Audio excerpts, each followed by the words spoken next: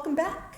My name is Lynn Ann King, and I am the creator of Crushed Vine to Voice, and I'm so thrilled we have another season of interviews to have with Tom Rodrigues here, and tell us about your ranch. Well, welcome to Maple Creek Winery and Ranch, home of Art Tavino wines. And nice to have you back here. This is fantastic. Today we're going to talk a little bit about the water, which nothing would happen without this delicious water. Yes, the Wellspring owning the source. So can you describe the moment you realized this land had abundant water? Yes. I drove by this ranch the year 2000, the latter part of 2000, and on a motorcycle ride. And when I came in and saw it, it was for sale. I was really interested in the property, the southern exposure. And so I took a hike, and it took me about 4 hours to walk up half the property. It's 2 miles deep. It's 164 acres.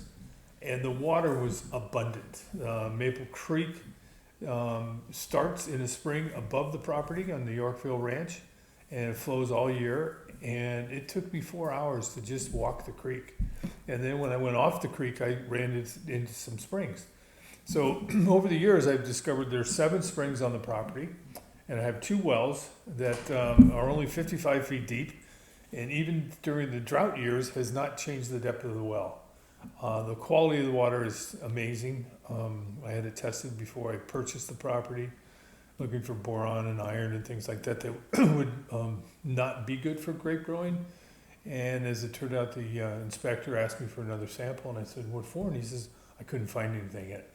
So I gave another sample, and it turns out it's beautiful water. It runs through aquifers.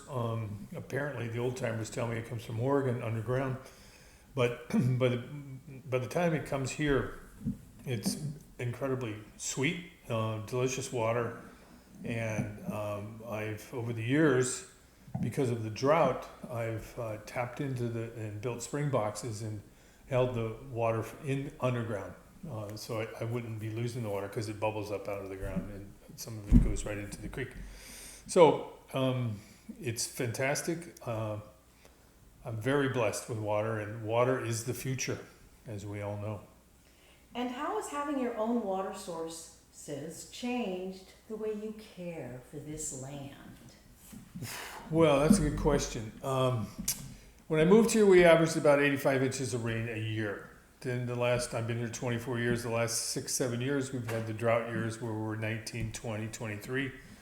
Last year we had over 80. This year, last rainy season, we had close to 95. So we're kind of getting back to what I am used to when I first bought the property. And it's a southern exposure. So the good news about the rain, we have an incredible mushroom population on this property. And 2 years ago, I got over 200 pounds of chanterelles just off this land alone. But there's probably about 300 different types of mushrooms that grow here. Most of them come up every season, which is between April and November. November to April, reverse that. And so that comes from the rain. I don't water to get mushrooms. But there's many different kinds. There's lion's mane that grow on the trees. There's chanterelles. There's Miletus edulis, which are the porcinis. Candy caps. I mean, I can go on. There's so many different kinds of wonder. Oyster mushrooms, bear's claw. Fantastic abundance if you like mushrooms. And I happen to love mushrooms. Nice. What about someone bottling this water? I don't know what the regulations are. I know we have regulations for wine, obviously. It's probably a good idea. I probably should have thought about that 24 years ago. But it's something to consider for sure. Awesome. And what do you hope the next steward understands about water as a resource here on this ranch? Well, I think that if they're into animals and growing things, and we have fruit orchards here, we have the vineyard, of course, water is a necessity. Although I have been dry farming because my plants are 38 plus years old, the vineyard is. But obviously your vegetable gardens and your fruit trees and things like that need water. Some of the trees, I'm dry farming as well because they're older as well. They were planted around the same time the vineyard was.